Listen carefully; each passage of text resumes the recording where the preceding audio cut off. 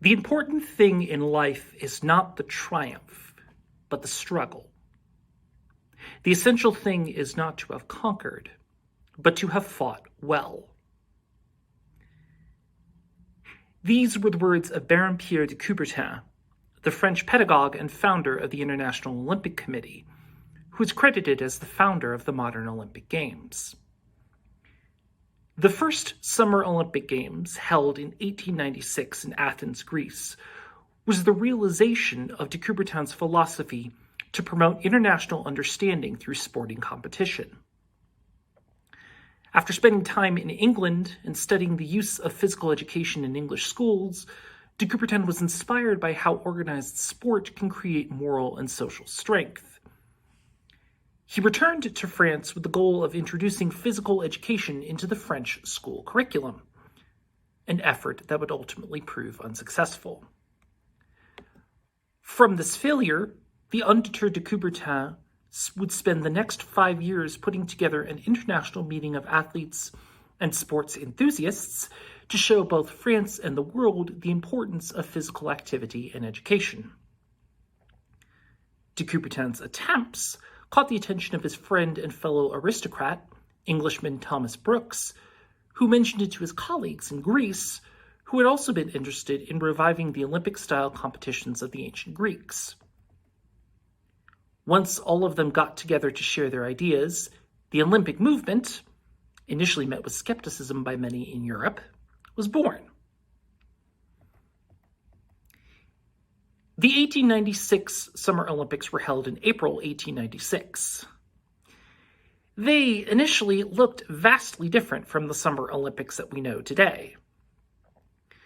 The first modern Olympics featured only 10 sports and 241 athletes from 14 countries, all of whom were men. 2 of the initial sports, rowing and yachting, had to be canceled from the program due to harsh weather in Athens harbor on the day of competition. There was a small opening ceremony, no parade of nations into the stadium, no lighting of the Olympic flame, no athlete reciting the athlete's oath, just a speech by the King of Greece and a choir singing the newly composed Olympic hymn. Yet, there were 80,000 spectators in Panathinaikos Stadium to witness the opening ceremony, and by the end of the 2 weeks, the Olympics were an enormous success. By contrast, the 2020 Summer Olympics in Tokyo recorded 11,656 athletes, both male and female, from 206 national Olympic committees, competing in 33 different sports, including 613 athletes from the United States alone. They marched into the Japan National Stadium in a 4-hour-long opening ceremony full of spectacle and pageantry, with the theme of unity in diversity that was broadcast to millions of people watching on television and social media worldwide. The goal of international understanding that was the original mission of the first modern Olympics has unfortunately been marred by the social and political events of the time. The 1916 Summer Olympics in Berlin were canceled due to World War I. When the Summer Olympics were held again in 1920 in Antwerp, Belgium, 5 countries, Hungary, Germany, Austria, Bulgaria, and the Ottoman Empire, were banned from competing as punishment for what was viewed as their role in causing the war. The same was true for the aftermath of World War II. When the 1948 Olympics were held again in London, after the Olympics in 1940 and 1944 were canceled, Germany and Japan were banned from competition.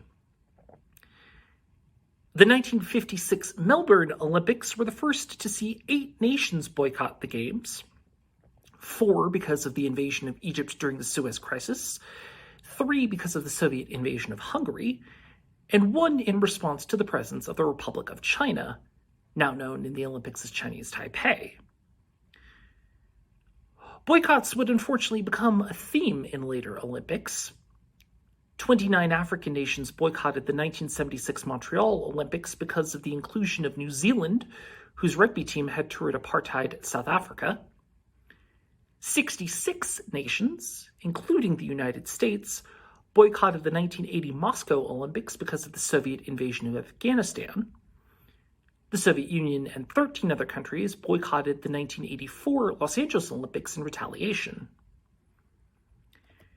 The 2020 Olympics in Tokyo were postponed for a year because of the COVID-19 pandemic around the world.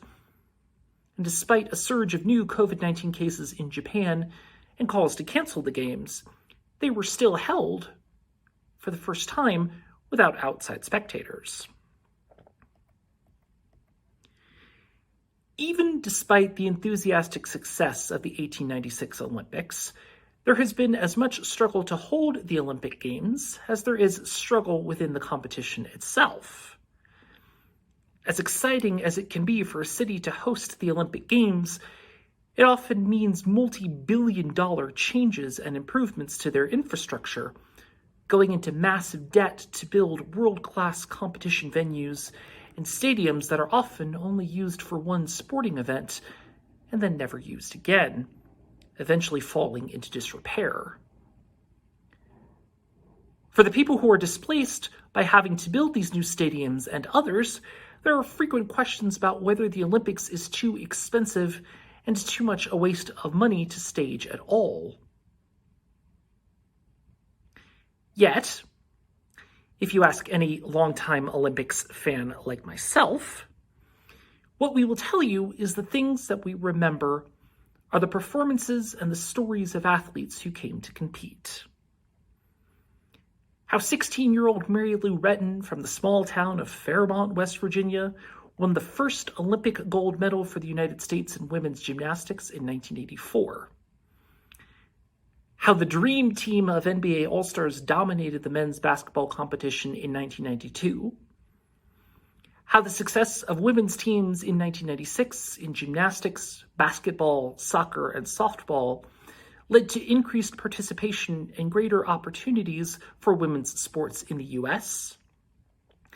How Usain Bolt of Jamaica broke the world record in 2008 to win the men's 100 meters and became the fastest man in history, and then did the same for 2 more consecutive Olympics. If you ask the truly obsessed Olympics fans, also like myself, we will tell you of the less publicized stories that are all the more impactful. How a team of synchronized divers from Greece stunned the world in 2004 to win an Olympic gold medal at home. How Somali refugee Mo Farah came to win the 5,000 and 10,000 meters in 2012 in front of a cheering crowd in his adopted homeland of Great Britain. How unseeded tennis player Monica Puig defeated a list of the top female players in the world in 2016 to win the first ever gold medal for Puerto Rico. How the rugby sevens team from tiny Fiji dominated the competition in 2016 to win the gold and the first ever medal for their country, and how they did the same in 2020. How Joseph Schooling defeated his idol Michael Phelps to win the 100-meter freestyle and the first ever gold medal for Singapore. We will also tell you of stories of athletes like John Stephen Akhwari of Tanzania at the 1968 Mexico City Olympics. Akhwari competed in the marathon. He did not win a medal. He did not even come close. He finished dead last, crossing the finish line over an hour after the winner and after most of the spectators who came to watch the marathon had already left. He crossed the finish line with his heavily bandaged knee bloodied and dislocated after falling toward the beginning of the race. When asked by a television crew that was there why he had not stopped the race, he replied matter-of-factly with one of the most iconic quotes in Olympic history, one which captures the spirit of Baron de Coubertin's original quote. My country did not send me 5,000 miles to start the race. They sent me 5,000 miles to finish it. I've always felt that the theme of struggle that surrounds the Summer Olympics, be it on the competition floor or institutional, is one that is awfully familiar to us as Unitarian Universalists. Our sixth principle proudly proclaims our desire to seek the goal of world community with peace, liberty, and justice for all. We have always sought to be more than just another church congregation. We look to be a people of like-minded individuals who have grandiose ideas about what our community and our world can and should look like. We are people from different levels of society, different races, different backgrounds, different life experiences, who are coming together to create an intentional community where we can lift each other up and find something bigger than ourselves than we have been seeking. We are bringing our enthusiasm and our lofty ideas to areas that often don't understand what we are trying to accomplish or see the value in it. Our struggle is informing our congregations, bringing them to life by starting programs, capital campaigns, reaching out to other people, creating our covenants and bylaws, and putting together our boards and committees. We have gone through periods where none of us agree. We have gone through periods where nothing seems to work as far as growing our congregations. We have gone through periods of disagreements where families have left and gone elsewhere, maybe coming back in the next 4 years.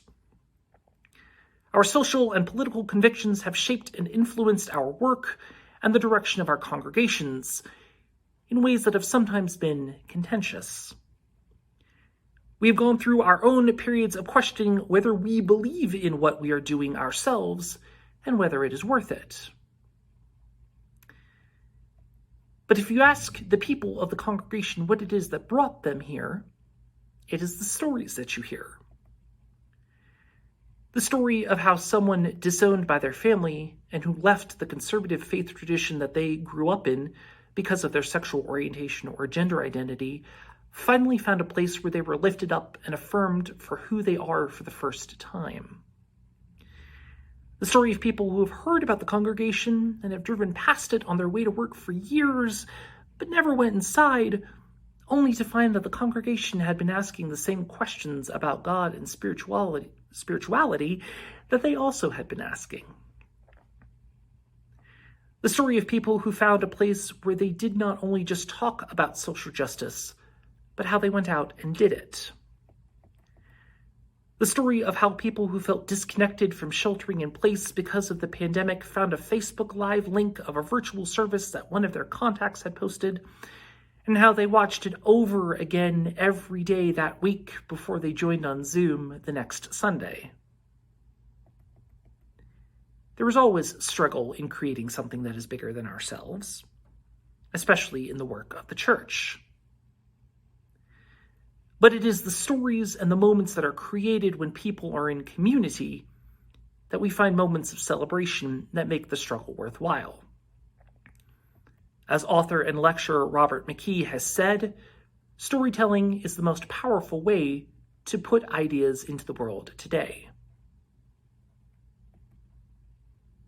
I invite you, as you have free time, to go back and watch some of the highlights from this past Summer Olympics.